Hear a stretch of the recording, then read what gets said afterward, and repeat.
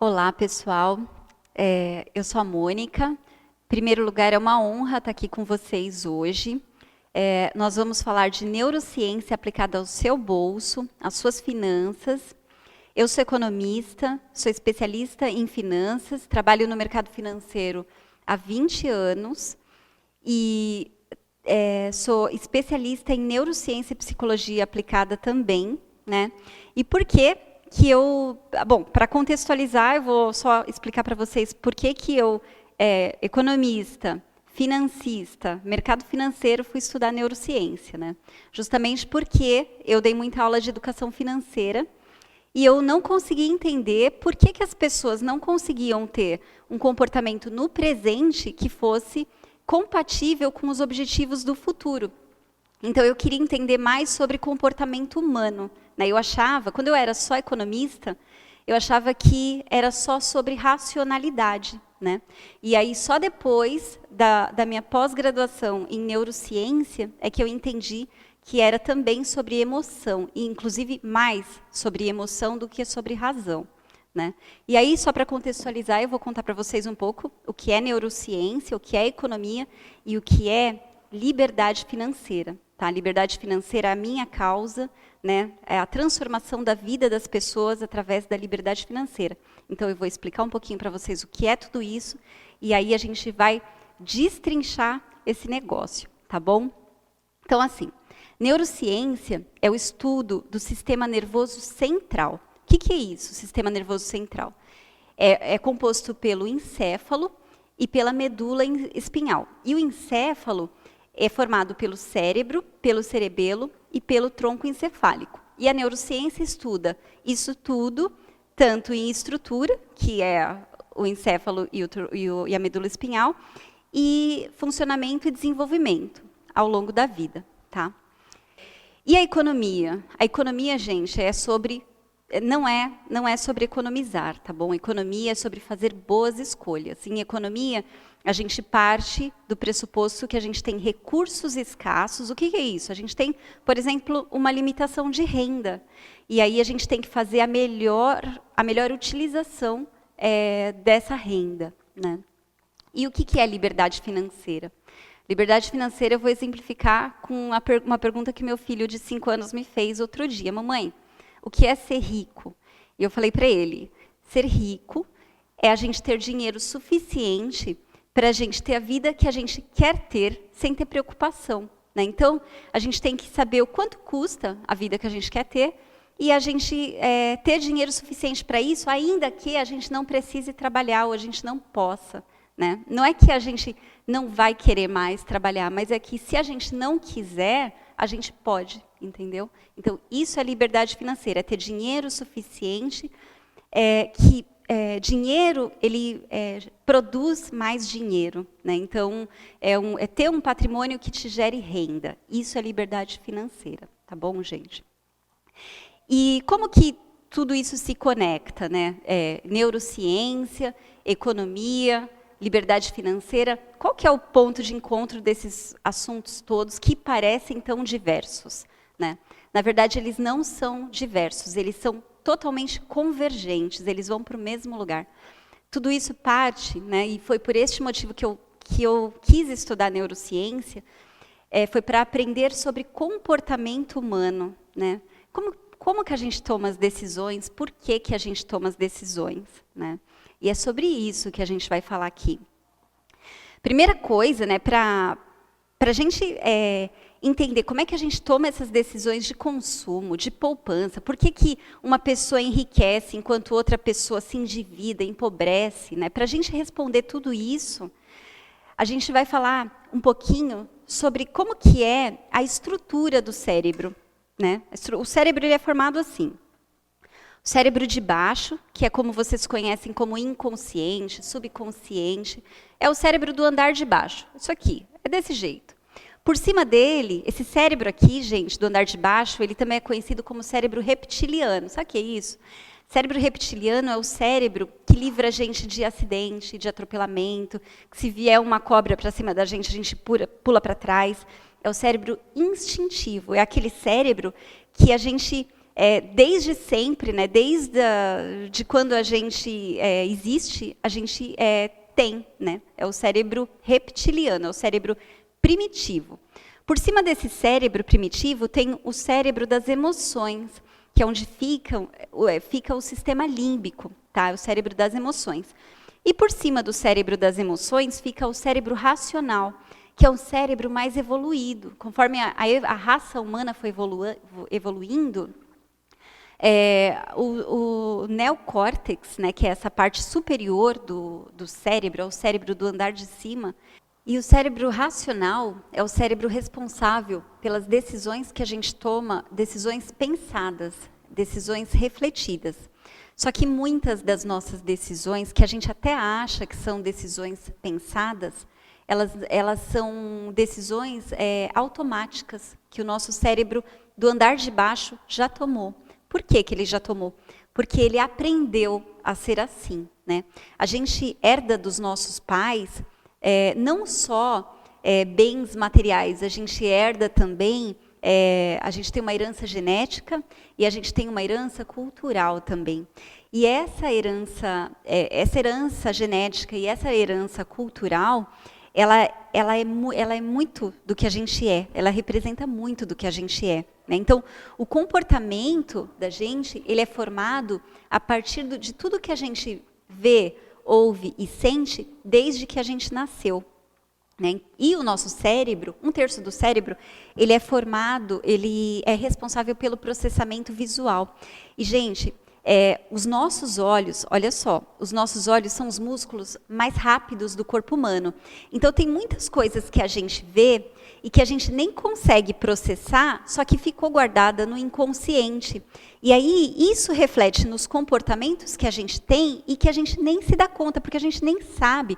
O cérebro do andar de baixo, o cérebro inconsciente, ele muitas vezes ele é inacessível. E ele é inacessível não é porque é trauma, tem que ir para terapia, não. O que é trauma, o que é tratável em terapia, ok. Mas nem tudo que está no nosso cérebro inconsciente é acessível pela própria arquitetura do cérebro, como eu falei para vocês. Ele está lá, o cérebro primitivo, ele está lá no andar de baixo, né? Então, por cima tem o cérebro das emoções e por cima o cérebro racional. Então, muitas coisas que estão no andar de baixo não são acessíveis, né? E por isso, a gente acaba tendo comportamentos que a gente não sabe nem por que teve. E aí a gente tem essa herança cultural, né? Herança cultural financeira dos nossos pais, e a gente tem que ver o que a gente viu, ouviu e sentiu sobre dinheiro quando a gente era criança, principalmente, né? Se a gente viu, ouviu e sentiu, mesmo que os nossos pais não falassem sobre dinheiro com a gente tem a gente aprendeu alguma coisa sobre isso, né? Então, por exemplo, se a gente ouviu dizer que o dinheiro é sujo, que o dinheiro não traz felicidade, que dinheiro na mão é vendaval, enfim, várias coisas que se fala aí do dinheiro. Se a gente ouviu tudo isso, muito provavelmente a gente vai ter uma relação ruim com o dinheiro.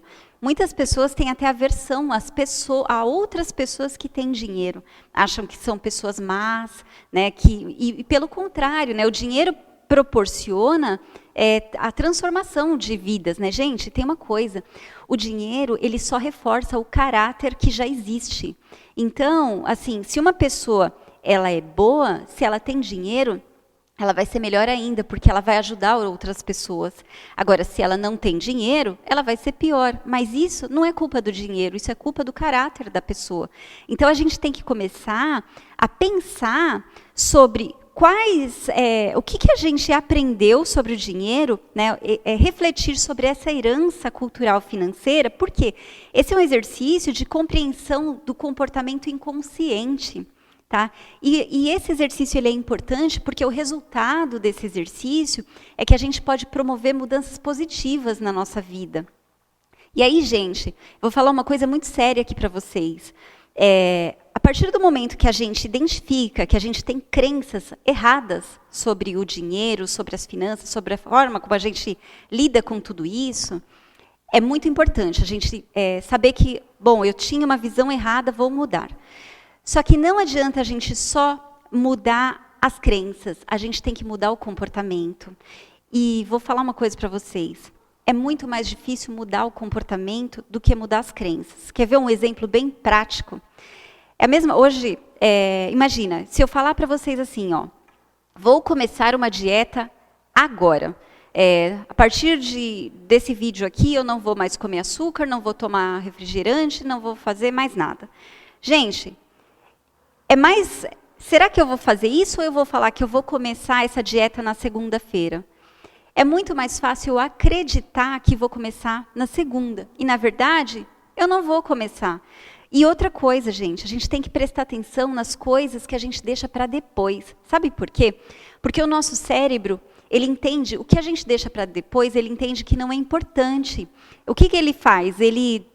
Por exemplo, se você faz um corte no seu dedo e ele começa a sangrar, você tem que correr para o pronto-socorro para fazer um curativo. O seu cérebro entendeu que aquilo é importante. Se você deixa para o mês que vem, para começar a guardar dinheiro, para olhar para as suas finanças, o seu cérebro entende que aquilo não é importante. E aí você não vai fazer, tá?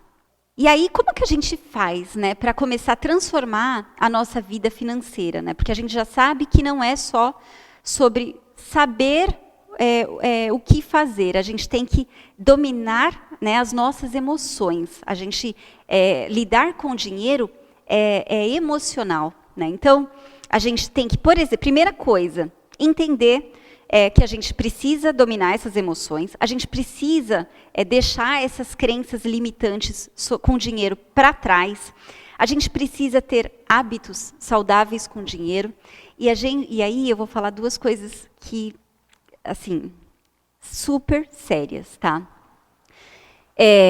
A neurociência e a psicologia, ela diz que a tomada de decisão ela é influenciada principalmente por dois fatores. Um é o curto prazo e o outro é o comportamento de manada. O que é isso, gente? Curto prazo é o seguinte: o nosso cérebro ele sente muito mais atratividade por benefícios de curto prazo, tá? Esses benefícios gerados no curto prazo, eles geram dopamina e aí dá aquela euforia e a gente fica feliz e tudo bem. E o comportamento de manada? O comportamento de manada é aquele negócio assim, ó, eu faço o que o grupo faz. E se eu não fizer o que o grupo faz, isso é sentido no meu cérebro, nas mesmas regiões onde eu sinto dor física. Então, se eu fizer uma coisa diferente do que os meus amigos, os meus familiares fazem, e eu fizer isso todos os dias, é equivalente a tomar uma surra por dia. Então, não é fácil. Então, gente, assim, ó, a gente tem que... para lidar com as questões do curto prazo, a gente tem que trazer o longo prazo para o curto prazo. A gente tem que... Eu vou explicar isso para vocês daqui a pouco, tá?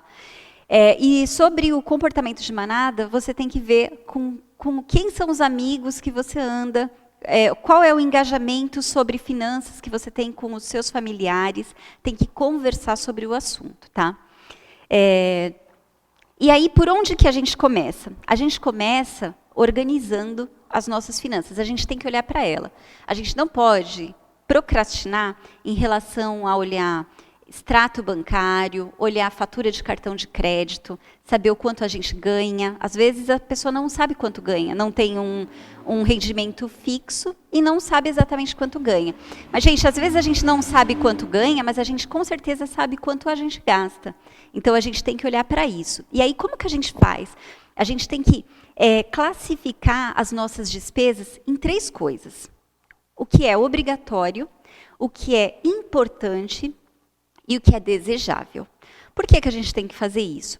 Porque se a gente precisar fazer um corte no orçamento, a gente não vai começar cortando pelo que é obrigatório. A gente vai começar cortando pelo que é desejável, porque o que é desejável é o supérfluo, né? Então, é por aí que a gente tem que começar. A gente tem um norte, né, gente? E muitas vezes a gente confunde, né, nas nossas finanças, muitas vezes a gente confunde o que é obrigatório com o que é importante e com o que é desejável. Quer ver um exemplo? A gente precisa se comunicar. É uma necessidade, né, é obrigatório praticamente a gente se comunicar. E a gente precisa de um celular. Só que a gente quer um celular mais bacana, um celular com funcionalidade X ou Y. E por que a gente quer? Porque a gente quer pertencer. Então, a necessidade é se comunicar, mas o desejo é um determinado modelo do celular. Então, é isso que a gente tem que ter atenção, tá? E aí, gente, eu vou falar uma coisa para vocês aqui, tá? Vocês sabem quanto custa a vida que vocês querem viver, né? Porque, às vezes, a gente quer várias coisas, mas a gente não sabe quanto custa, a gente não parou para fazer um orçamento disso. Então, gente, assim, ó, façam um exercício, classifiquem suas contas e, em seguida, próximo passo é saber quanto custa a vida que você quer ter. Tudo que você faz. Então, assim, a casa que você quer morar, o carro que você quer ter, as viagens que você quer fazer, os restaurantes que você quer conhecer, tudo isso você tem que saber quanto custa. Porque quando você sabe, você materializa, você fica mais próximo de conseguir, né? Você cria estratégias para atingir o objetivo. Tá? E aí, quando eu falei para vocês do comportamento de curto prazo, né, que o cérebro ele se atrai muito mais pelo curto prazo, isso ele briga muito com isso, né? Quando a gente fala do propósito de vida, da vida que a gente quer ter, parece uma coisa muito distante. E aí, lembra, o cérebro não se atrai por longo prazo, ele se atrai pelo curto prazo. Então, o que a gente precisa fazer? A gente precisa ter por perto da gente os nossos sonhos, né? A gente tem que, todos os dias, a gente tem que olhar para aquilo que a gente quer. Às vezes, colocar um post-it, colocar perto do seu computador, perto da sua geladeira, perto de onde você está, anotar no bloco de notas do celular. Você tem que trazer para o seu presente aquele futuro. Lembra que eu falei? Você tem que manipular o seu cérebro. O cérebro ele se atrai pelo curto prazo. Então, traga para o curto prazo. Fatia o sonho grande em mini sonhos. Entendeu? Fatia. Né? Muitas vezes você pensar diretamente, daqui 10 anos eu quero estar aqui, é muito difícil. Mas qual é o caminho que você vai percorrer? Gente, tem que planejar. E vou falar uma coisa para vocês. Plano não é feito para dar certo. Plano é só para direcionar, tá? Mas a gente precisa ter um plano. Pensa, por exemplo, naquele aplicativo no Waze. O Waze, você precisa colocar um destino lá. Quando você coloca o destino, ele te dá 2 ou 3 rotas. Mas se você não colocar um destino, ele não te manda para lugar nenhum. Então, assim, você, no caminho, no trajeto, você pode replanejar a sua rota, mas você tem que saber onde você quer chegar, tá? E trazer para o seu presente e olhar para ele, porque aí sim você vai conseguir ajudar o seu cérebro a te ajudar a atingir seu objetivo do futuro, tá? Então, eu vou compartilhar com vocês um conceito que eu aprendi no curso de economia no primeiro semestre, que é um conceito de custo de oportunidade, e que a partir do momento que a gente aprende o que é isso, muda totalmente a forma como a gente toma decisão, tá, gente? Custo de oportunidade é o que você deixa de ganhar quando faz uma escolha. Veja bem, é o que você deixa de ganhar quando faz uma escolha, não é o que você ganha, tá? Então, por exemplo, você tem planejado para fazer uma viagem com a sua família daqui a um ano, e você está engajado com a família toda para fazer essa viagem.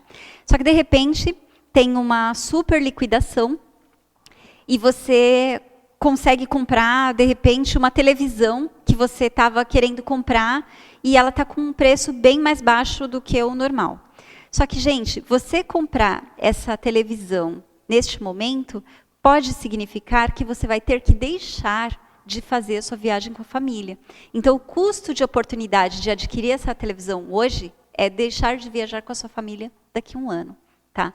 Então, uma coisa que a gente tem que pensar é que muitas vezes tem coisas que estão nos nossos sonhos, mas não estão nos nossos planos ainda. A gente pode, sim, ter tudo o que a gente quer, só que não tudo ao mesmo tempo. A gente tem que saber a hora certa, né? E, gente, a gente é totalmente responsável pelas nossas finanças, tá? Totalmente. Assim, vou falar sobre o que é motivação, tá? Porque muitas vezes me perguntam, mas como que eu faço para motivar o meu cérebro, para agir em torno disso? Gente, é autorresponsabilidade. Sabe por quê?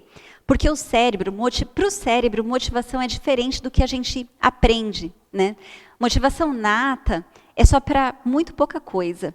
É só para comer, dormir, fazer sexo, ganhar dinheiro, para ajudar os outros e para jogar videogame, tá? Só isso, mais nada. Então, tudo o que não é isso, a gente faz assim, ó, 1, 2, 3 e vai, porque a responsabilidade é nossa. Por exemplo, se eu sei que eu preciso fazer atividade física de manhã, se eu não deixar minha roupa arrumadinha, perto da minha cama ou no sofá, a minha água, o meu tênis, tudo certo, sabe o que vai acontecer quando o meu relógio despertar? Vai acontecer que a necessidade de eu treinar vai brigar com a necessidade de eu dormir. Só que a necessidade de dormir é uma necessidade básica, é uma motivação nata, real para o cérebro. E aí quem vai ganhar é a vontade de dormir, né? Então, se a gente não se autorresponsabilizar pelas nossas coisas, a gente acaba fazendo só o que o cérebro quer que a gente faça, e o cérebro ele quer economizar energia, ele não quer fazer nada diferente, tá? Então, a gente tem que ter responsabilidade, né, pelas nossas finanças. E, gente, vou falar uma coisa muito séria para vocês, tá? A vida que você tem hoje, né, se ela está boa ou se ela não está boa, é resultado das decisões que você tomou no passado. Só que a vida que você vai ter no futuro é resultado das decisões que você tomar hoje. Às vezes as pessoas não querem, de repente, fazer uma faculdade, uma coisa, porque vai demorar 4, 5 anos, é muito tempo. Gente, se você acredita que 4 ou 5 anos da sua vida vão passar, você faça o que você tem que fazer. Porque você vai chegar do outro lado de qualquer jeito. Só que você tem que escolher hoje como você quer chegar do outro lado, lá no futuro. Entendeu? Você vai ser grato a você de hoje, ou você vai falar, puxa, eu podia ter feito diferente. Né? Então, tomem as decisões certas a partir de agora, né? E como que a gente... E aí, gente, eu vou fechar esse assunto dando dicas para vocês de como que faz o cérebro trabalhar a seu favor. São coisas que vocês já sabem, mas eu vou explicar para vocês o porquê, né? Porque às vezes a gente precisa entender a lógica por trás do que a gente precisa fazer, né? Então, assim, durmam 8 horas por dia, tá? É muito importante a gente dormir, sabe por quê? Porque a privação de sono faz a gente gastar mais dinheiro, a gente comer mais, faz a gente tomar decisões ruins. Então, assim, não tomem decisões em privação de sono, tá? Durmam, durmam. Vocês vão gastar menos e vocês vão comer menos. Bebam água. Sabe por quê? 5% a menos de água no nosso corpo reduz em até 30% a performance do nosso cérebro. Então, a gente fica mais lento e aí a gente também toma decisões ruins e a gente também come além daquilo que a gente tem que comer, enfim. Façam atividade física aeróbica com frequência. Sabe por quê, gente? Vou falar uma coisa para vocês. Atividade física aeróbica com frequência, ela estimula o nascimento de novos neurônios na região do hipocampo. O que são os neurônios? Neurônios são as células que processam informações no nosso cérebro. E o que é a região do hipocampo?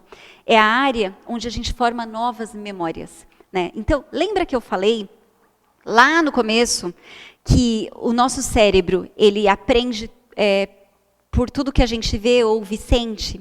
E tudo que a gente aprendeu já está registrado lá, não vai sair. Imagina que beleza você poder estimular o nascimento de novos neurônios para formar novas memórias. Você está regenerando o seu cérebro, né? Então, é muito importante. Você, de repente, está aprendendo uma habilidade nova, está aprendendo uma coisa nova, mas, ao mesmo tempo, você está estimulando o nascimento de novos neurônios. Comprovado cientificamente, é atividade física aeróbica com frequência, como estilo de vida, tá? Não é fazer 2, 3 meses e parar, não, é sempre, tá bom, gente? E outra coisa, mantenham o seu peso, tá? Sabe por quê, gente? Porque o cérebro, quando a gente está um pouquinho acima do peso, o nosso cérebro também perde performance. E aí falo com vocês com muito respeito, tá? Mas é comprovado cientificamente que 100% das doenças neurodegenerativas tem associação com inflamação no cérebro. E a inflamação no cérebro está associada a sobrepeso e obesidade. Então, se a gente dormir, se a gente beber água, se a gente fizer atividade física e a gente manter o nosso peso, o nosso cérebro também vai trabalhar a nosso favor e vai ser muito mais fácil a gente lidar com as nossas finanças, inclusive. Tá bom? Quem gostou, eu tenho uma página no Instagram que chama Papo que Rende na web. E aí vocês podem me mandar direct, eu sempre respondo. E é isso. Tá bom? Um beijo e até logo.